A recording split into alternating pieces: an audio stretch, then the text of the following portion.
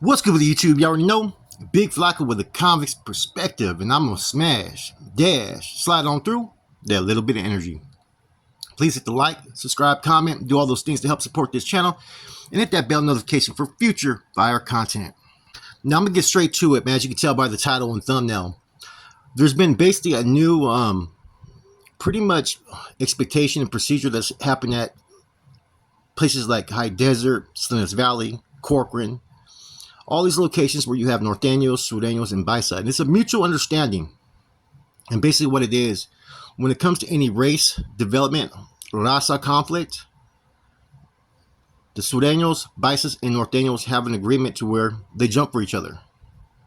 It's been proven off numerous incidents. The incident in Surenos Valley, a couple incidents in High Desert, another one that I heard of that happened in Soledad.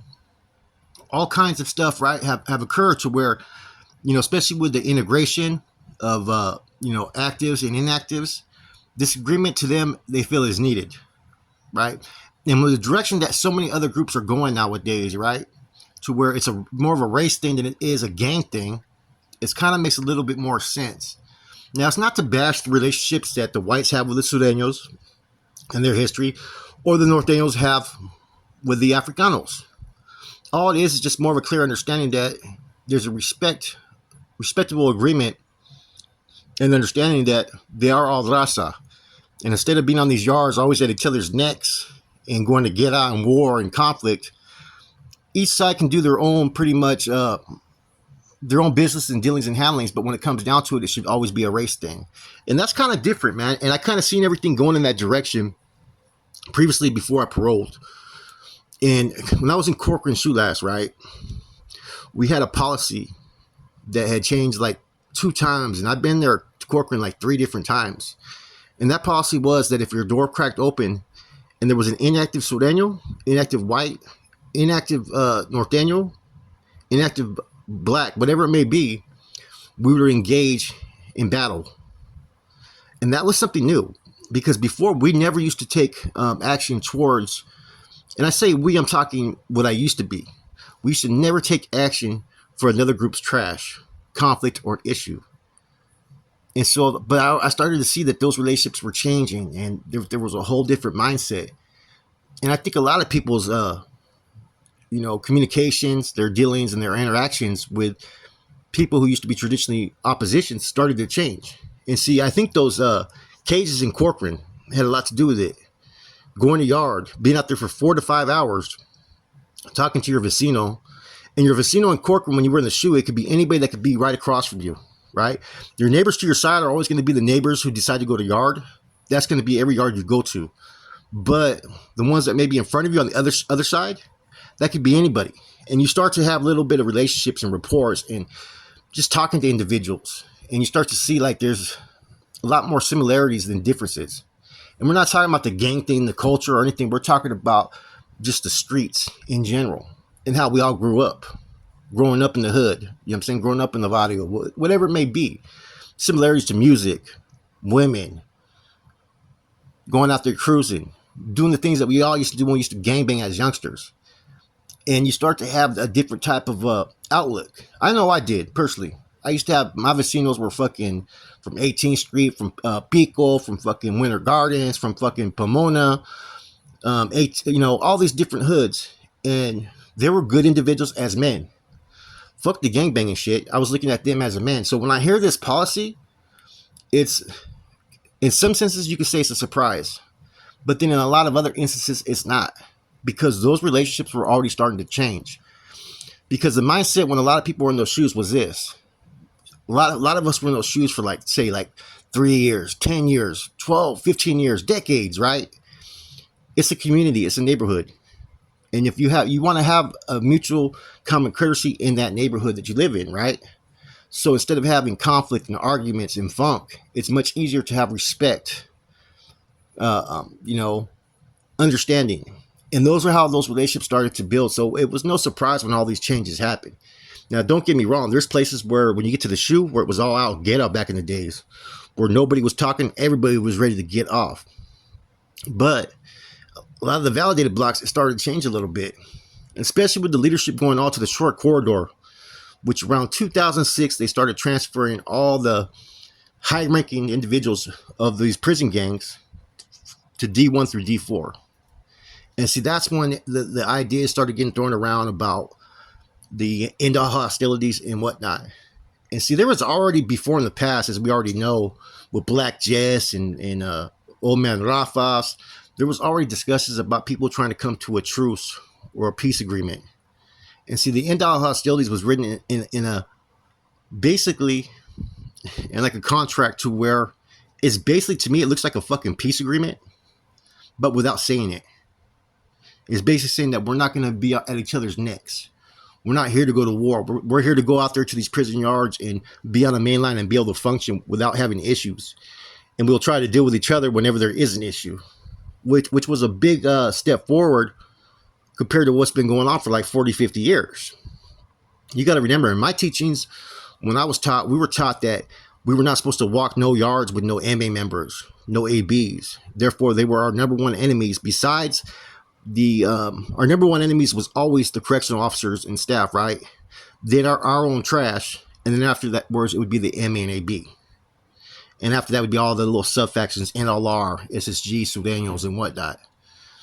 But when you've been kind of in a place where everything remains idle, as far as there's no war, there's no get out, there's no conflict, there's no beef, and you're communicating, you're assisting each other with legal work, you're even sharing spreads and whatnot, revistas, and having conversations, you start to build what you call an overfamiliarity with your opposition.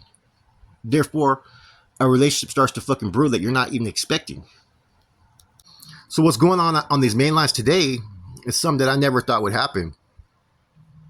We're able to be on these yards, and I'm talking about we, the overall collective of convicts, but more so as far as the Norteno aspect, right? The Nortenos are able to be on these yards, program, have interactions with people from different groups on a respectful level, spreading, having, burpee contests and all kinds of shit, even going into battle for people that used to be your enemy. To me, it's in some senses, it's hard to wrap my head around it because for so long, I had the mindset it was on site. It was funk. My whole intentions were to go in there with fucking ulterior motives and to try to, play someone for information or try to see what I could get out of them. Nowadays, those relationships are no longer shallow. They actually exist. Because I talk to people all the time and they say, yes, it's different. Some people who are older, they agree with it. Some people don't. Because they remember certain things that happened. There was a lot of bad shit that happened. Let's not forget that. There was a lot of sacrifices and struggles on both sides. But the new generation, they don't have to go through that, which is kind of a blessing. And hopefully they could break away from all the fucking bullshit and the controlling and the dictatorship and oppression that happens within these groups. See, there's a lot of tribalism that go on. That's why you have so many different groups within the Raza community in general in prison, because everybody wants to be that top dog. And in being that top dog, there's certain procedures that people have to go about to get there. A lot of conniving, a lot of backstabbing, and whatnot. That's why I think it's important that those that don't want to align with prison politics, should be able to of course, support their Raza, where they're from, their beliefs, but no longer be obligated to it. How many times have people had to make choices or decisions based on what another man tells them, but not what they feel? And that's the unfortunate thing.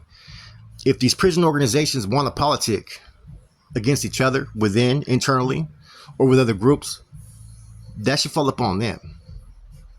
Not people who don't want to be involved in it, who are just there to do their time, maybe get their hustle on, learn a trade, become a better man than what they were when they went in. That's the whole goal of any individual going to prison, is to not do time where they're stagnated and no growth. So in hearing all this new stuff, I think it's for a while I was kind of against it because I think my old attitudes were still there. But if you notice in the last year, I've been more supportive of having these groups be able to have respect towards each other and coexist, and learning to get along.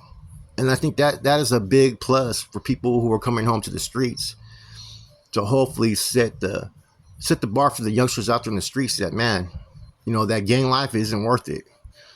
We end up putting in all this work and doing all this shit out here in the Gaias, right? Shooting at opposition, shooting at enemies. Sometimes dudes you don't even fucking know, but because they're from another hood or wearing another color, you want to try to get that ass. But then you go to prison, you're right there, and the same people that you were shooting at, you're starting to learn to coexist with them. Sometimes you may even build some type of friendship sometimes. I've heard stories where you have people who like to talk to individuals who are from the opposition more than they do so their own people. That's what you call evolving. That's what you call change. And so when I've done all these stories recently about these, you know, these conflicts and these issues that have happened at different locations and a lot of Raza jumping for each other, it's not to bash Woods or Africanos.